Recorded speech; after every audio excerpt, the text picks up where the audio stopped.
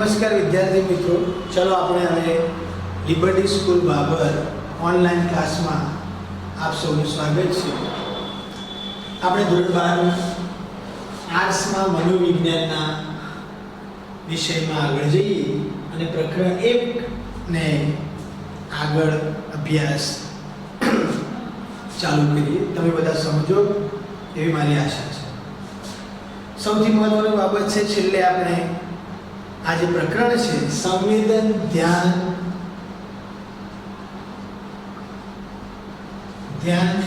અને પ્રત્યક્ષીકરણ, આ પ્રકરણમાં આપણે સંવેદન વિશે સમજ્યા. જ્ઞાનેન્દ્રિય દ્વારા જે અનુભવ થાય છે એને સંવેદન કીધું. સંવેદનના વર્ગો 3 આપણે જોયા: બાહ્ય સંવેદકો, આંતરિક સંવેદકો, શરીર સંવેદકો વિશે. અને પછી સંવેદનના વિવિધ પ્રકાર જોયા: દ્રષ્ટિ સંવેદન, શ્રવણ સંવેદન, ગંધ સંવેદન, સ્વાદ સંવેદન અને સ્પર્શ સંવેદન. દ્રષ્ટિ સંવેદનને વિઝ્યુઅલ સેન્સેશન કહેવાય, શ્રવણ સંવેદનને ઓડિટરી સેન્સેશન, ગંધને ઓલ્ફેક્ટરી, સ્વાદને ગસ્ટેટરી અને સ્પર્શને ટચ સંવેદન. તો આ દ્રષ્ટિ સંવેદનમાં છેલ્લે આપણે સમજ્યા હતા કે માનવ જીવનમાં સૌથી મહત્વનું સંવેદન દ્રષ્ટિ સંવેદન છે.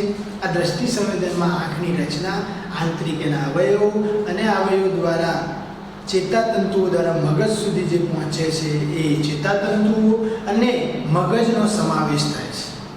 અને આ દ્રષ્ટિ સંવેદનના જે અનુભવ માટે પ્રકાશની હાજરી જરૂરી છે એ આપણે છેલ્લે મુદ્દો સમજ્યા હતા. તો આગળ જઈએ, આંખની રચના જે છે એ રચનાને સમજીએ.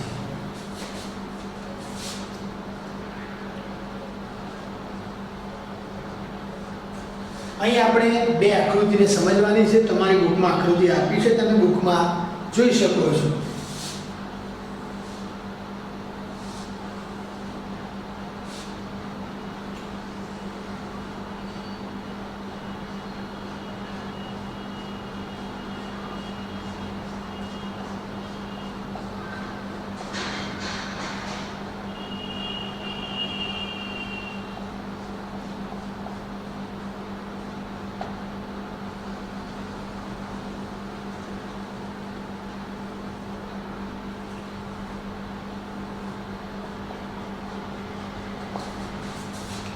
આંખની સાદી રચના છે. જે અરીસા સામે આપણે ઊભા રહીએ અને અરીસા સામે આપણી આંખને આપણે નિહાળીએ ત્યારે આપણી આંખની કેવી રચના છે એ આપણે બહારથી જોઈ શકીએ. અને અહીં જે બીજી આકૃતિ હું દોરું,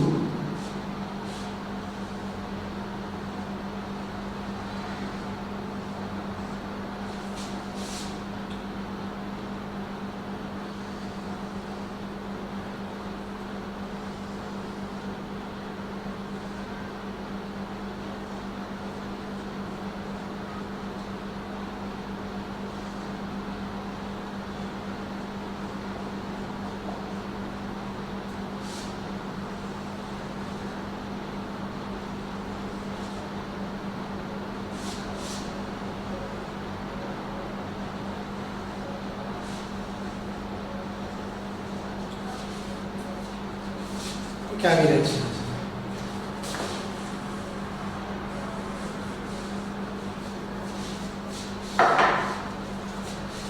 તો આંખની રચના તરફ આપણે આગળ જઈએ તો સૌથી પહેલા અરીસા સામે આપણે ઊભા રહીએ અને આપણી આંખ સામે આપણે નજર મારીએ ત્યારે આપણને આંખનો અંદર આ એક સફેદ ભાગ જોવા મળે. અહીં કહીએ તો આ ભાગ જે જોવા મળે છે અને આટલો ભાગ આપણને વચ્ચેનો ભાગ એ કાળો દેખાય છે. તો આ જે સફેદ ભાગ જે છે એ પટલને અક્ષી પટલ કહેવામાં આવે છે. કયું પટલ? અક્ષી પટલ. આ અક્ષી પટલ સફેદ રંગનું હોય છે. રંગ કેવો એનો? સફેદ. બીજું, આ પટલ અપારદર્શક હોય છે. આપણને જે દેખાય છે એ જે કાળો ભાગ છે એથી દેખાય છે. આપણને જે સાઈડમાં સફેદ ભાગ છે એમાંથી દેખાતું નથી. માટે સફેદ ભાગ કેવો છે? અપારદર્શક છે. તો અરીસા સામે ઉભા રહીએ, આપણી આંખને નિહાળીએ તો આ જે ભાગ છે આંખની રચનામાં આજુબાજુનો મુખ્યત્વે સફેદ ભાગ એને અક્ષીપટલ તરીકે ઓળખવામાં આવે. જે સફેદ છે, અપારદર્શક છે અને એ ભાગ આપણા આંખનું રક્ષણ કરે છે. મતલબ રક્ષણ કરવાનું કાર્ય કરે છે. કાર્ય કયું? રક્ષણ. અહીં જોવા જઈએ તો આ ભાગ. હવે અક્ષીપટલ સિવાય આ સફેદ ભાગના કેન્દ્રમાં કાળો ભાગ જોવા મળે છે. આટલો ભાગ કાળો છે, એટલે કે આટલો ભાગ કાળો છે. એ જે કાળો ભાગ જે છે એ પારદર્શક છે. કેવો છે? પારદર્શક છે.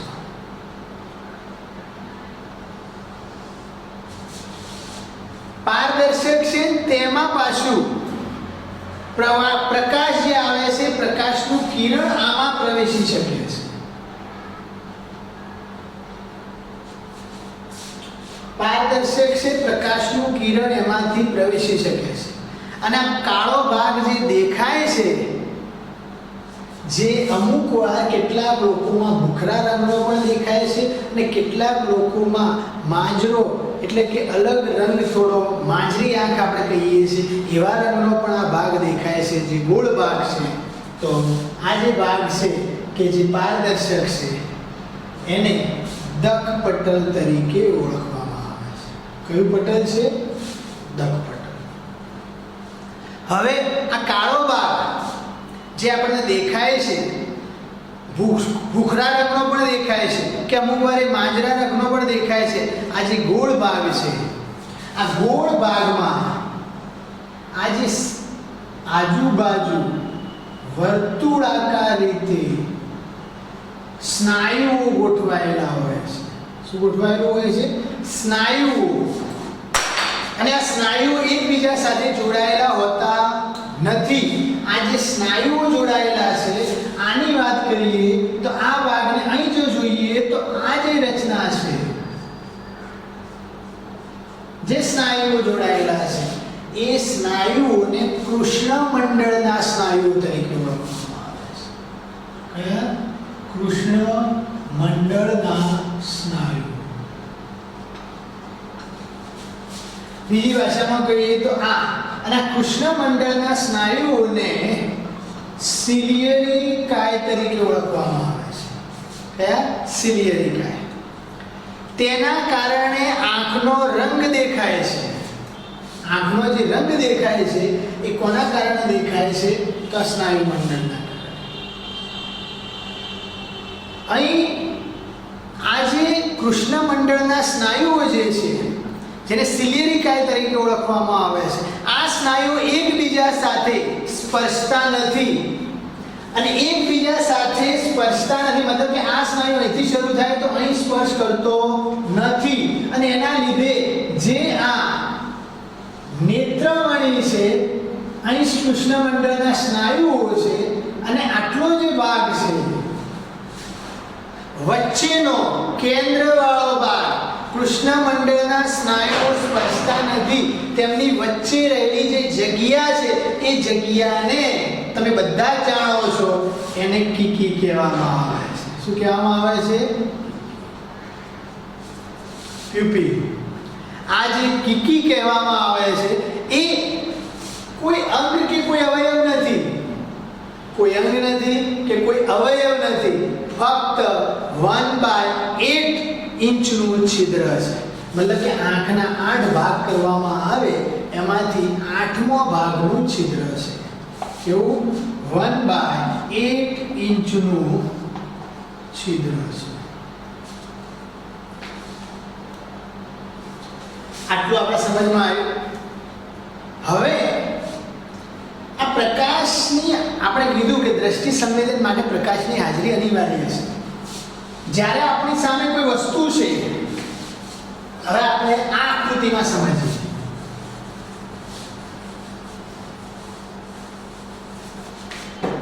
જ્યારે આપણી સામે કોઈ વસ્તુ છે અને આ વસ્તુનો પ્રકાશ અહીં પડી અને આંખમાંથી પસાર થાય છે, ત્યારે એ પ્રકાશના કિરણો આ કાળા ભાગમાંથી પસાર થઈ નેત્રમણીમાંથી પસાર થઈ, અને નેત્રમણી કહેવામાં આવે છે જે આપણા આંખમાં આવેલી છે, કાચનું કામ કરે છે, જેમ ચશ્મામાં એક કાચ છે કામ કરે. આ નેત્રમણીમાંથી પસાર થઈ અને આંખના ડોળામાં અંદર રહેલું જે પટલ છે એ પટલને નેત્રપટલ કહેવામાં આવે છે. આ નેત્રપટલ ઉપર પડે છે.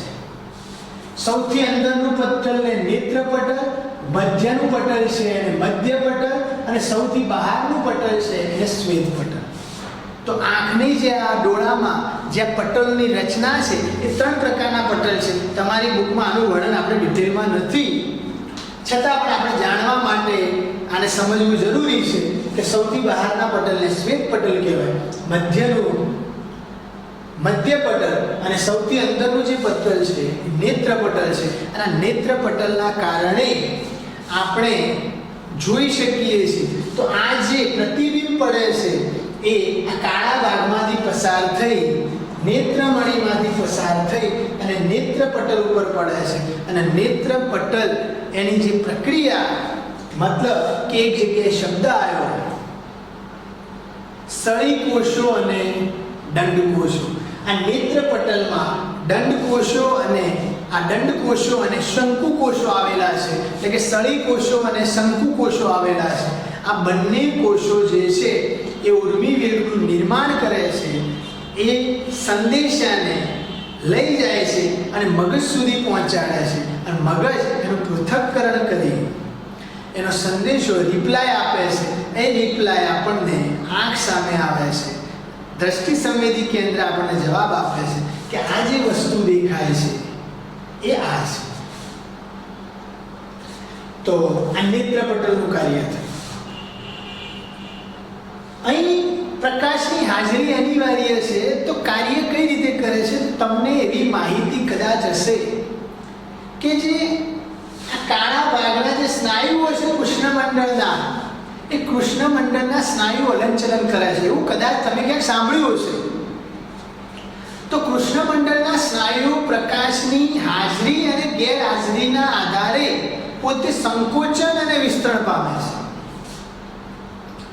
હવે આના આધારે સમજવાનું છે કે જે આકૃતિ આપણે સાદી આકૃતિ જોઈએ એ આકૃતિ તરફ આપણે નજર કરીએ તો આ જે કૃષ્ણમંડળના સ્નાયુઓ છે,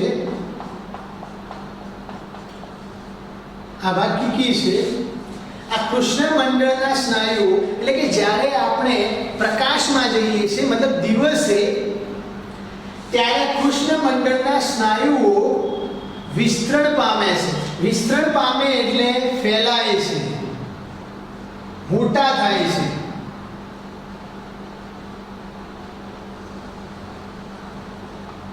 વિસ્તરણ પામે, ફેલાય, મોટા થાય, એકબીજાને સ્પર્શતા નથી, બસ રાઉન્ડમાં બધી તરફથી સ્નાયુ મોટા થાય એટલે વચ્ચે જે કીકીનું છિદ્ર છે એ નાનું થઈ જાય છે. એટલે આપણે એવું કહીએ છીએ કે સ્નાયુઓ જ્યારે પ્રકાશની હાજરી હોય ત્યારે કૃષ્ણમંડળના સ્નાયુઓ આ સિલિયરિકા આ તરફ આગળ વધે છે, એટલે આ જે છિદ્ર છે એ ઓછું થઈ જાય છે.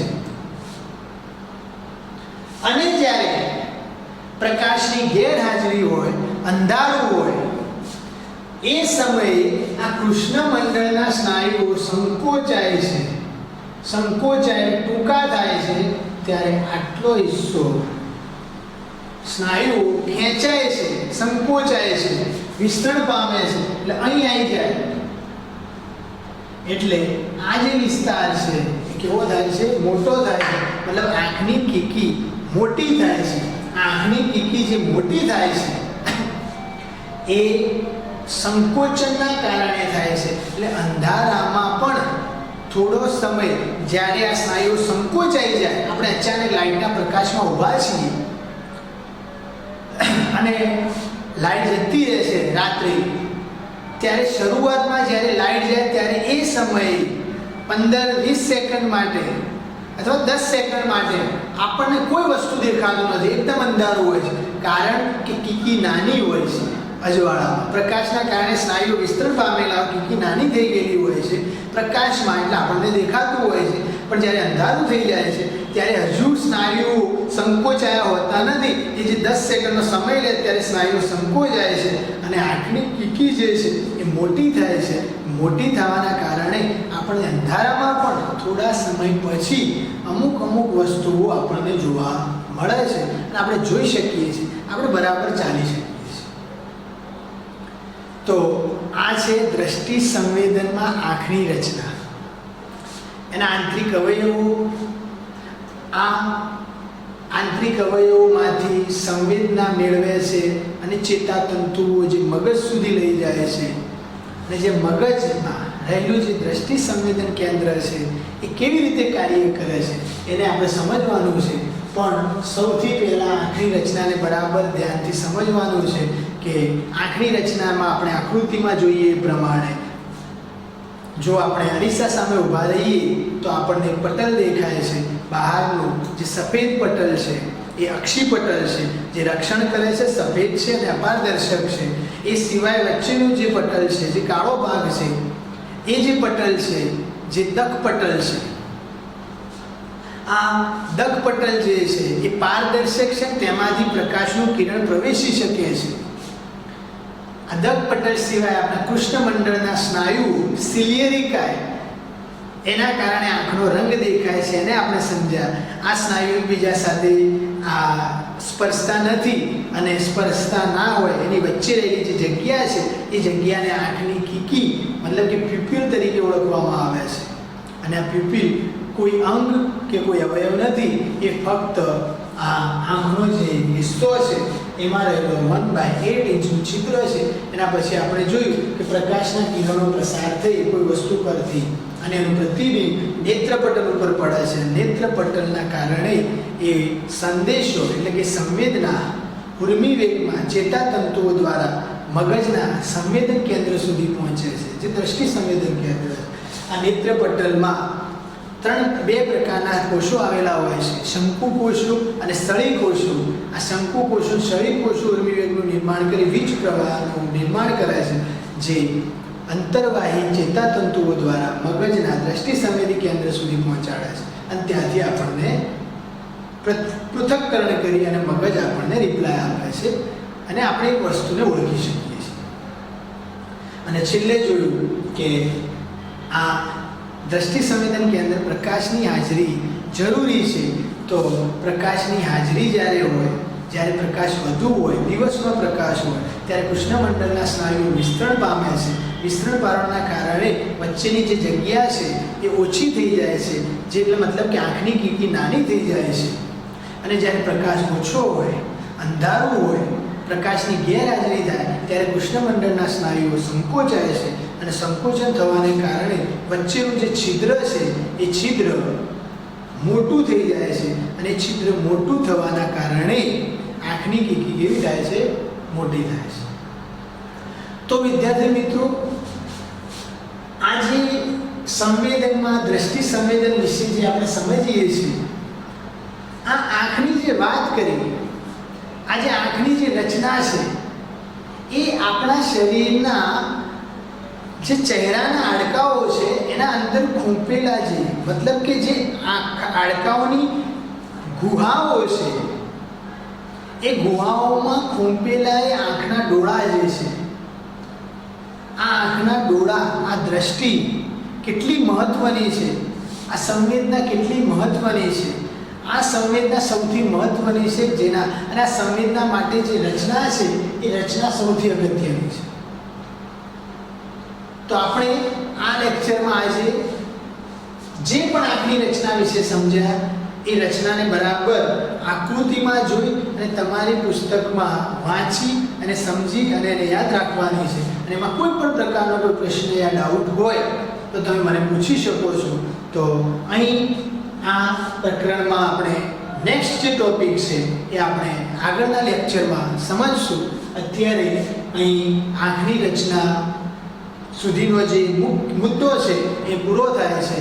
તો અહીં હું અત્યારે મારું આ જે લેક્ચર છે એ પૂરું કરું છું. અસ્તુ.